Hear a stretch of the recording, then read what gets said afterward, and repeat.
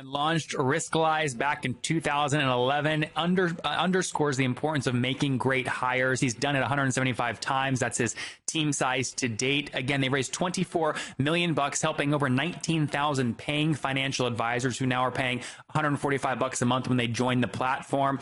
They've got a annual retention rate that's in the low 90s, so super healthy. Spending on average $400 to acquire, call it an $8,000 lifetime value customer. Again, based there north of San Francisco in Auburn. This is episode 728. Coming up tomorrow morning, you'll learn from David. He launched Edelman's digital branch, and now he's leading artificial intelligence in the marketing world with a brand new product. So what's he betting on? Tune in to find out. But first, here's today's episode. This is The Top, where I interview entrepreneurs who are number one or number two in their industry in terms of revenue or customer base. You'll learn how much revenue they're making, what their marketing funnel looks like, and how many customers they have. I'm now at $20,000 per top. 5 and 6 million. He is hell-bent on global domination. We just broke our 100,000 units sold mark. And I'm your host, Nathan Latka. Hello, everyone. My guest today is Aaron Klein. His career has largely been at the intersection of finance and technology. As co-founder and CEO at Riskalyze, he led the company to twice being named one of the world's top 10 most innovative companies in finance by Fast Company magazine. Today, over 150 Riskalyzers serve thousands of advisors who have aligned the world's investments with millions of investors' risk numbers. We'll talk about what that means here in a second. Aaron has served as a Sierra College trustee, and in his spare time, he co-founded a school project for orphans and vulnerable kids in Ethiopia. Investment News has honored him as one of the industry's top 40 under 40 executives. Aaron, are you ready to take us to the top? Hey, let's do it. All right. Riskalyze, financial services, FinTech. It's a hot space. Where do you play? What do you do? It is. You know, our mission and our dream from the very beginning of this company was to empower the world to invest fearlessly. It's our belief that, investing is really broken for the average consumer. They really struggle to understand what they're invested in and how to understand the context of the choices that they're making. And, a big problem is that our psychology works against us as investors, right? Because when markets are up, we're feeling optimistic. We're excited about putting money to work. When markets go down, we start getting fearful. We want to sort of pull back. Warren Buffett probably said it best that, stocks are the one thing the American consumer refuses to buy when they're at their cheapest and only wants to buy when they're at their most expensive. So we invented this thing called the risk number. And the idea is we can create a short-term framework, a score, to understand how to react to risk appropriately in the short term. And if we can do that using the risk number, that allows us to become a long-term investor. Somewhat counterintuitively, the only way to become a long-term investor is to make a bunch of really great short-term decisions along the way. So we focus on the short term, very counterintuitive for our industry, but it has really transformed how our industry thinks and talks about risk. In order to understand and really, have a lot of confidence behind that statement, you have to do cohort analysis over time to actually see if that pans out. But you have to kind of game that because you haven't been around for 80 years. So how do you know your current short-term decisions do indeed pan out over the long term? Well, I'll put it this way. We know that all the harm that comes from when people make bad investing decisions, all that harm comes from short-term decisions. What I mean by that is something bad happens in the market, we get scared, we sell at exactly the wrong time. And the reality is what just happened was normal for the kind of portfolio that we've been in. So what we need to do is we need the context to understand how to make a good decision in the short term. And generally what we've seen is investors who get in, all of a sudden, I'll give you a really good example. Investors will call advisors who aren't using Riskalyze and they'll say, hey, my portfolio is down 2%. Am I okay? The normal behavior for that portfolio is that in a 6-month period, it could be down 8%. It could be up 12%. Like that's normal for that portfolio that they're in. When you equip the investor with that kind of short-term framework and context for what is normal, you allow them to get comfortable and go, okay, I get it. I've got to be comfortable with my portfolio dropping 8% in a 6-month time frame, or I have no business investing in this portfolio in the first place. So why not just go be a keynote speaker and tell the world to expect, plus or minus 8% fluctuations? What software or tech value does Riskalyze add to the equation? Well, it's a little bit more complicated than that, right? Because everybody's different. And that's one of the things that our industry has not done very well is we tend to stereotype people based on their age, right? So we go, well, Nathan looks young, therefore he must be aggressive. Or, this investor sitting in front of me looks a little bit older, they must be conservative. And then we take that stereotype, and a typical question that you'll see in the industry is something along the lines of, if your portfolio was a car, what kind of car would it be? Or do you get a thrill out of investing, right? Well, I'll tell you what, I got a far greater thrill out of investing over the last few months than I did in, say, 2008, right? That's a market sentiment question. So I stereotype you based on your age, and then I nudge your stereotype a little bit aggressive or conservative based on your market sentiment. I can call that your risk tolerance till I'm blue in the face. It doesn't make it your risk tolerance. What we found, actually, we had a team of academics delve into the data and the methodology behind the risk number. And what they found was that about 52% of investors aged 20 to 29 are aggressive, just like the stereotype. But the other 48% are spread across the rest of the risk number spectrum. And so what the technology really does is helps the advisor assess who the client is, how much risk they can really handle in a quantitative, objective way. And then it also brings in almost 250,000 different securities that advisors might invest their clients in and helps them build a portfolio that actually fits that client's risk number. So it's really about risk alignment. And so I have a bunch more questions about how the tech works, but now that we understand kind of what it is at a high level, help us understand how you make money. Oh, we work with financial advisors and equip them. I mean, what we do is we help them make their clients more successful. We help them, demonstrate to their prospective clients why they're going to bring a different approach to investing than the other advisors who are sort of trying to sweep risk under the rug. And so, we're a subscription software kind of business. We deliver subscription software services for that technology to advisors. Okay. So it's SaaS, pure SaaS play. It's a pure SaaS play that is in the middle of expanding because we're launching the next generation of our Autopilot platform. And Autopilot is all about helping advisors take those decisions that they made for clients in Riskalyze and actually implement those investing decisions with a click. So it certainly is expanding a little bit beyond that, but the core of our business is a pure SaaS play. And on average, what are these advisors paying you per month? I'm sure you have a lot of cohorts, but on average. Yeah, so Riskalyze starts at $145 a month, so it's extremely affordable for an advisor, and we found that cost is definitely not an objection. Is that what most people pay you, though? Is that the average kind of ARPU? Yeah. Okay, got it. So, and then let's go back here to the founding story quickly. So when did you launch the company? What year? 2011. And why? Like, where was your brain at that point? I before this company, I ran global product for a division of an options brokerage firm, and I was just struck by how poorly average investors thought about the concept of risk. And I expressed this to a buddy of mine who was a financial advisor, and he said, if you think that's crazy, you should see how their advisors think about the concept of risk. So from that, a company was born, and he and I are co-founders now. Did you guys just split 50-50? Yeah, started the company. Come on, Aaron. That's never 50-50 is never the right answer. How do you get out of a deadlock? It was absolutely, no. I'm the CEO. I've been the CEO since day one. He wasn't operationally in the company. I thought you were talking about like when we first started carving up the equity. But that's what I meant. You guys split the equity 50-50? Well, yeah, but we quickly we acquired some patents as a part of that with stock. We actually raised capital from the beginning. So neither of us started out with 50-50. But we were both on the board, and we built a great board around us even before we brought on real investors, by like institutional capital. Okay. But our early investors have done very, very well, knock on wood, and that's great. We've actually, done a transaction that bought back some of their shares. And so they've seen good returns and have done really well. What's a good return? Like 10%, 20%?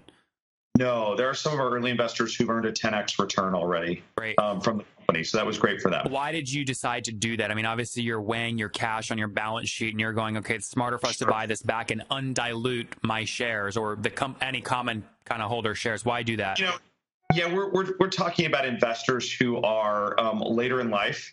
And so they were looking for liquidity after being in the company for 5 years, and they were there for a long time. So we were able to facilitate some of that, as a private transaction. Did you do that on purpose to only raise from old angels so that you have a leverage over them to buy back the company? No.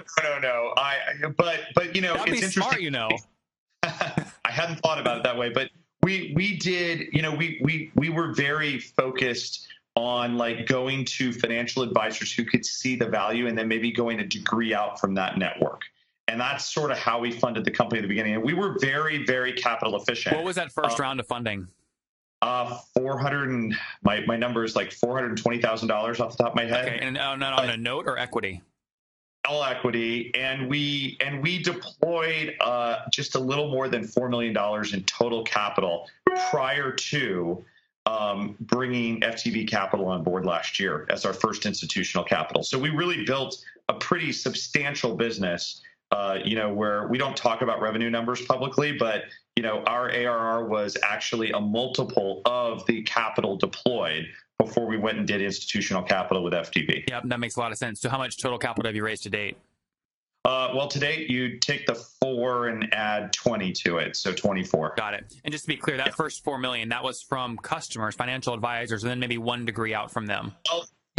It was before they were even customers, because we're talking to some friends who were financial advisors saying, hey, this is the idea. Like, we need to go solve this problem. And they loved the concept and got behind it then. There wasn't an advisor product for 2 years. Got it. Makes good sense. Okay, and then again, fast forward today. So you've raised that much capital. What's team size? We're now up to 175 Riskalyzers, as we call them. And it's pretty amazing to see. We were 90 last October. So it's amazing. Definitely very fast-moving target right now. Where are you based? We're largely based here in Auburn, California, which is probably 2.5 hours north and east of San Francisco. Perfect distance. So it's perfect. We get like out of the San Francisco craziness. We have like crazy good talent. People who have decided to move up here and like start a family and raise their kids up here for the quality of life.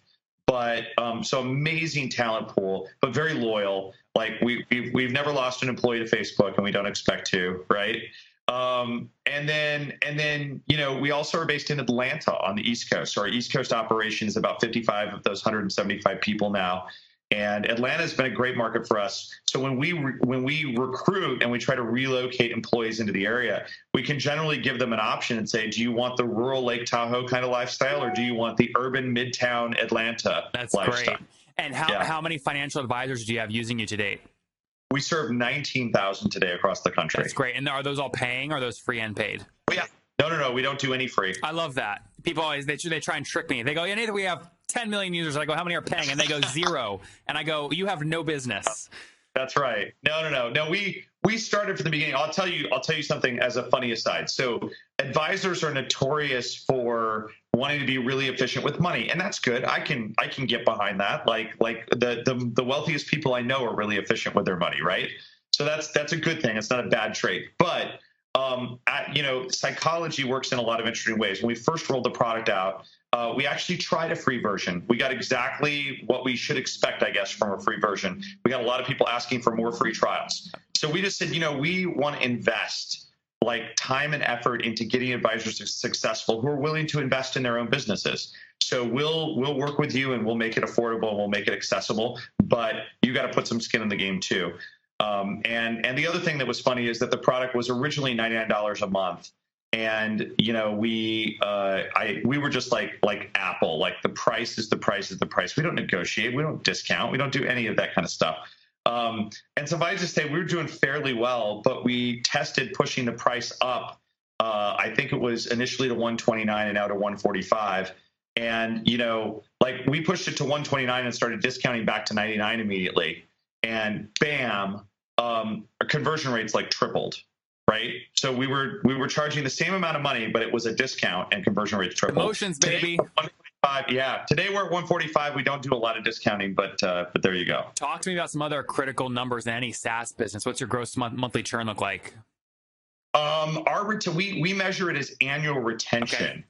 And we are, toying with pushing that number. We pushed that number over 100% for the first time in February. Give me gross, not net. Yeah. So gross is in like the low 90s. Okay, got it. So 91, 92%. You're churning less than 1% of your customer base, again, gross per month. We typically lose advisors to God or golf. Got it. So they either die or they retire. Yes. And we found a solution. So the solution to God, that's still in the advanced research labs. Like, we haven't been able to figure that one out yet. The solution for retirement is actually pretty funny. He bought a golf ball company. No, what they do is they actually figure out who they sold their practice to and say, we can do this really smooth transition of all the data over to the new advisor if you'll introduce us to the new advisor. And then your clients will feel at home because the new advisor will be using the risk number. That's great. And that works. The one problem we found is sometimes the new advisor they sold it to is already a customer. We can't do anything about that. Right? Tell us, well, I imagine you have ways to increase ARPU expansion based off some value metric of those financial advisors and how many of their clients are putting on you, right? Yeah, so we, a couple of things. We actually Aaron, give me the number first. So what is your net ARPU expansion annually? And then tell me the drivers you use to grow that. Don't have that number yet. Oh, you don't know because we're just tackling it for the first time. And so, a couple of ways. First of all, we just actually installed Zuora, went live on January 1st, so that we actually are capturing. Here's what happened. We rolled out the advisor product in March of 2013. And it just exploded. We just went into this hyper growth mode, and we had quantify that for me. We went from 0 to probably, I think we ended the year with 380, ended the next year with 2,000. 2,000 what? So, financial advisors on it? Yeah, customers. So it was just, for us, man, with 4 people in the company and having to start grow a company like that was a lot of growth really, really fast. So we were doing a lot of that on spreadsheets, a lot of that just on Stripe with subscriptions. And it quickly got out of control where we just didn't have everything tied together. We didn't have a lot of good data about things like expansion and contraction and all that kind of stuff. So we're getting to the point that we are starting to produce our first version, our first sets of those numbers from the first quarter because we were to start tracking all of that. What are you paying to acquire a new customer on average? Yeah, so we usually spend direct sales cost probably about $400 to acquire a new customer. You want to full load that cost with our fixed conference and marketing spend, probably about $600 to acquire a new. Got it. And what do you kind of assume in your kind of pro forma's lifetime value is per customer? Well, we're pushing up in that 5-year range now. If you look at a traditional LTV calculation, so. It's really healthy. It's a great place to be. We love that. And so now talking about that, ARPU expansion, real quick there, Aaron. Can I take, again, 5 years or about 60 months multiplied by $145 on average per month to assume LTV is you're planning somewhere around $8,700? You broke up a little bit there for a second. Sorry, I'm taking 60 months, right? So 5 years times $145 per month is your average ARPU, and assuming your lifetime value, you're saying is somewhere around $8,700. I think it's fair to say. Yeah. I don't have that number in front of me, and one of the things I really want are dashboards that update this on a regular basis. But I tell you what, I use this company. I did a big article on this at nathanlatka.com/analytics about. I searched so hard to find a tool and a dashboard that would do that, and I finally found one. But I cut you off there. So you told me you were talking earlier about. Well, there's a couple things that we did. Number one is we rolled out a premier tier of Riskalyze in February, and that's been great. And we sell about 12% of our new seats in the premier tier right now, and we've done a bunch of upgrades from existing customers. So that starts at $245. So that again, just a little bit more depth of features, works on retirement plans, works with different aspects of an advisor's business. So that's been one way that we've started to grow that average revenue per advisor as we look at it internally. And then the other big thing is the new autopilot platform that's rolling out. That really gives us the opportunity. We're focused on delivering real numbers, about a 50x impact on efficiency in what it takes for an advisor to actually implement the investment decisions that they make for their clients. And in exchange for that 50x impact on efficiency, we're probably going to capture as much as a 10x impact on our own revenue on that advisor. Over time. I want to talk more about that in a second and relate it back to Warren Buffett. But first, if I'm doing the math correctly, you're a super healthy business. Can I take 19,000 customers that you said earlier times about $145 per month and assume you're doing north of 2.7 per month in MRR? Not quite. And again, we can't release that number. Well, I just took your numbers though, Alan. So which one of those is wrong? 19,000 or 145? The number that I can, we've got lots of enterprise deals. We've got lots of different ways to look at that revenue. But bottom line is 19,000 financial advisors. Okay, got it. So you may have had people on in your early days that you gave maybe it for lesser and you grandfathered them in, and so their number might actually be deals today. So I'm talking about the average price that an advisor comes on for. Maybe I'm talking median price. Got it. But I again, it's something in a highly competitive industry. We just don't release revenue numbers. No, I don't understand that. I'm just taking math from numbers you gave me, Sure. right? So Sure. what? Just to clarify, that $145 ARPU you gave me is not your ARPU. That's what new customers are paying on average, not the ARPU across your historical customer base. Fair to say. Got it. Okay, so you're lower than 2.7 million per month. Can't comment. Okay, I'm doing the math from your numbers, but that makes sense. Fair enough. Take me back. Well, let me see here. Let me make sure. Got all that. Good. Okay, so let's wrap up here with the famous five. These are easy, like super easy questions compared to what I fired at you. You ready? Yes. Number one, what's your favorite business book? Okay, favorite business book. It would have to be Extreme Ownership right now by Jocko Willink. I don't know if you've heard of that one, but it's something else. It's a couple of Navy SEALs who fought in Iraq and are taking sort of the principles of how Navy SEALs and how their units work and applying them to business leadership. Mm-hmm. I just bought that for every member of my senior leadership team, and they're all reading it right now. We're having dinner next month to talk it over. That's great. And I'm going to actually interrupt the famous five for a second because I remembered I wanted to ask about this. Why isn't Warren Buffett sending everybody to Riskalyze, and instead he's saying go invest in a low expense ratio Vanguard 500? Vanguard 500 is a fantastic investment. It's on the Riskalyze platform, and we can figure out who that fits. But a Vanguard 500 is about a risk 78. So it's going to fit the people who are in the 70s and 80s on the risk spectrum.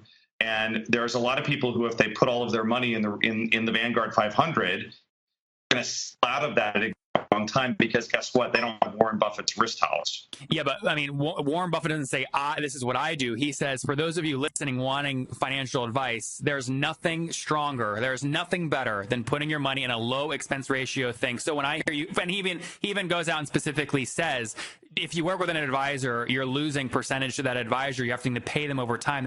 So Aaron, so with that in mind, if you were talking to Warren right now, what would you tell him?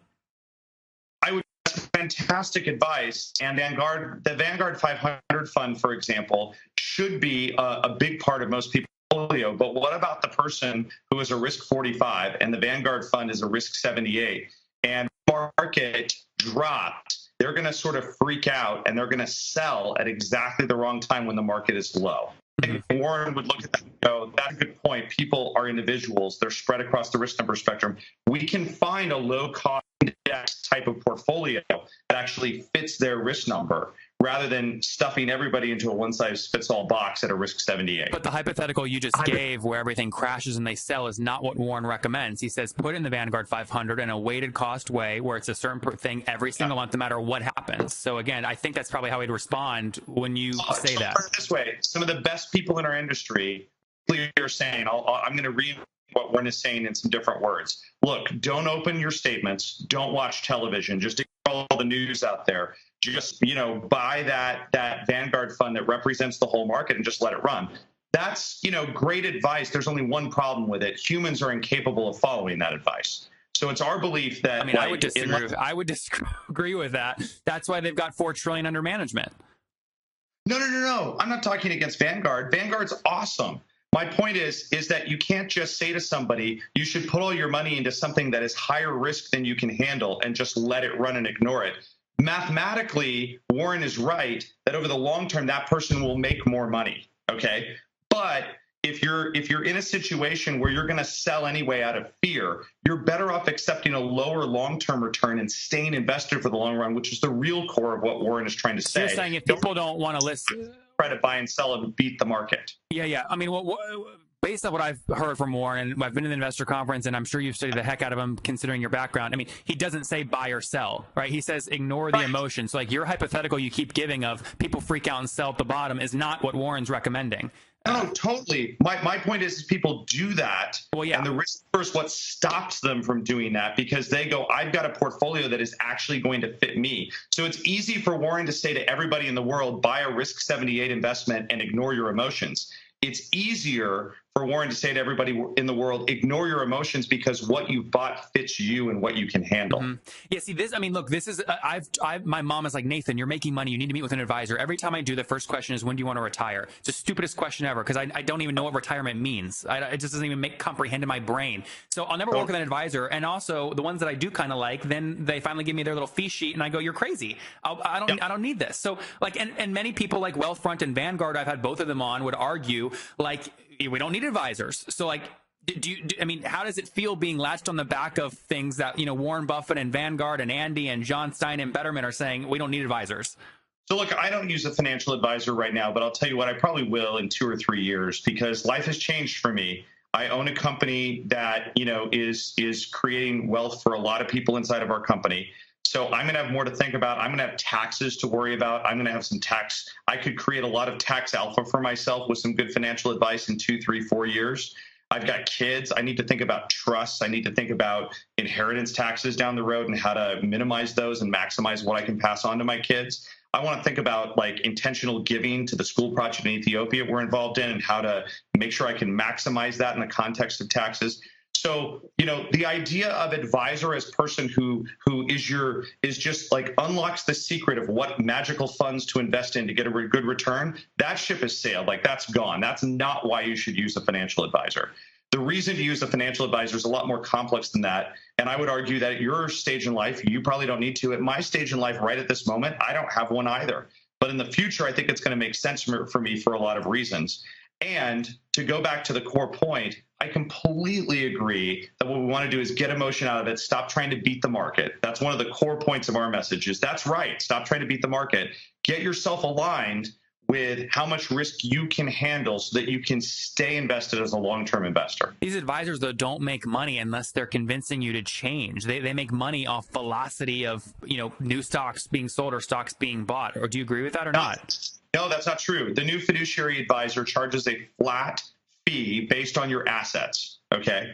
And they make the same amount of money whether you don't change anything at all or whether you do. In fact, one of the really controversial things in our industry is that a lot of advisors are fighting against is the SEC will come in and say, hey, you're charging this management fee to help somebody manage their money. And you haven't executed any trades in the client's account for the last year. That we're going to assess a penalty against you, Mr. Advisor. And advisors are going, wait a minute, what if the right decision for the client is not to change anything? So there's a lot of discussion going on in our industry around that. And so, yeah, the old line brokers got paid commissions for transactions.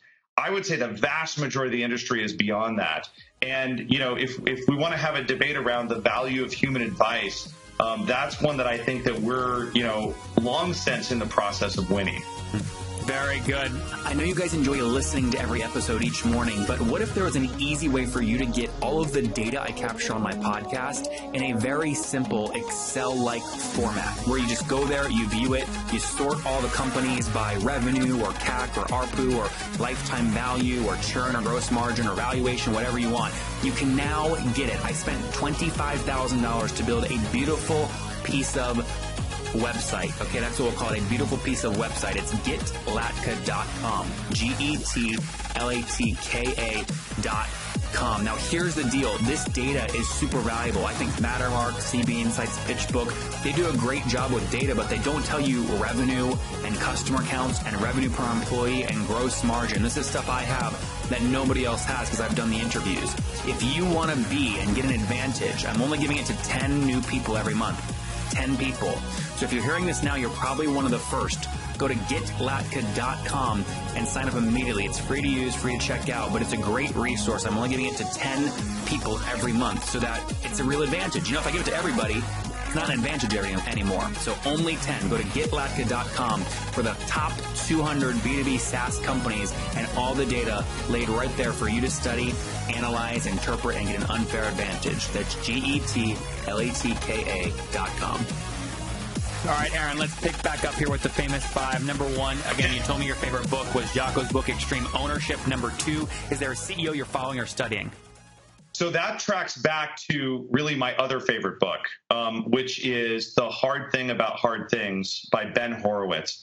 Ben was the CEO of LoudCloud, which became Opsware, and now is, of course, at Andreessen Horowitz. And, the thing I love the most about Ben is that he doesn't waste your time telling you how to do things that are obvious, like hire smart people. But like the book is full of like when things go wrong, how do you deal with it? And it's been incredibly helpful for me. Number 3, is there a favorite online tool you have, like Acuity Scheduling? I was struggling with this one, thinking about it, because you ask these questions to all your guests. It's somewhere between like Twitter and maybe Evernote, and then I don't know, maybe Uber. So you mentioned you knew that question was coming. You're listening to the show. You're enjoying it. Absolutely, it's a blast. Why do you listen? Just getting to listen to a bunch of different leaders is really interesting. Is it what you expected now being on yourself? Absolutely. Awesome. Number 4, how many hours of sleep do you get every night? Shoot for 7, get 6. All right. And what's your current situation? Married, single, do you have kids? I'm married. Have been married for 16 years. Congrats. I met my future wife when I was 14 and she was 12. I decided the second time I met her that I wanted to marry her. She did not like me at all. So that was an 8-year sales cycle, but managed to close that deal. You said, baby, your risk score is 7. You got to come get me, right? Exactly. And we have 3 kids. Our family looks a little different. We have adopted 3 times. So my first is 10 years old. He was born in South Korea, came home at 8 months old. My daughter is 8 years old. She was born in Ethiopia, also came home at 8 months old. And then our oldest just joined us about a year ago. And he is going to turn 13 in July, and he was also born in Ethiopia. And we are now renaming them Eeny, Meeny, and Miny because there ain't going to be no Mo. I love that. That's so funny. Is that them behind you on your desk? That is them behind me, yes. Very absolutely. Cool. And how old are you, Aaron? I am 38. All right, take us home. Take us back 18 years. What do you wish your 20-year-old self knew? Oh, boy. Probably that, like, the most important skill that you will ever have in starting a company is making great hiring decisions. I don't think I realized, and there was somebody much wiser than me once who said to me, you know what your Achilles heel is? And I'm like, okay, yeah, tell me. He goes, you think that with enough hard work, anybody can do any job. He goes, and it's just not true. Like, you have to figure out how to filter through people and understand who's capable of doing this and who's capable of doing that, or you're going to keep having the wrong people in the wrong jobs. So really important lesson that I learned.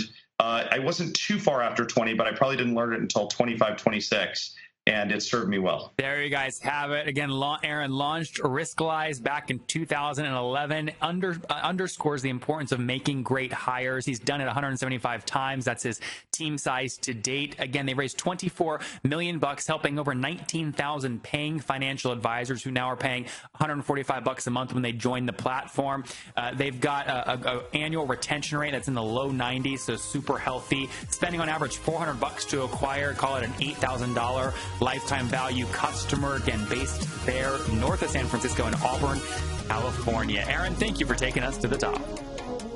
Great to be with you. If you enjoyed Aaron today, go back and listen to Andrew yesterday and learn why people pay him $10 million plus per year. That's equivalent to $4 for every $10 his ad agency manages.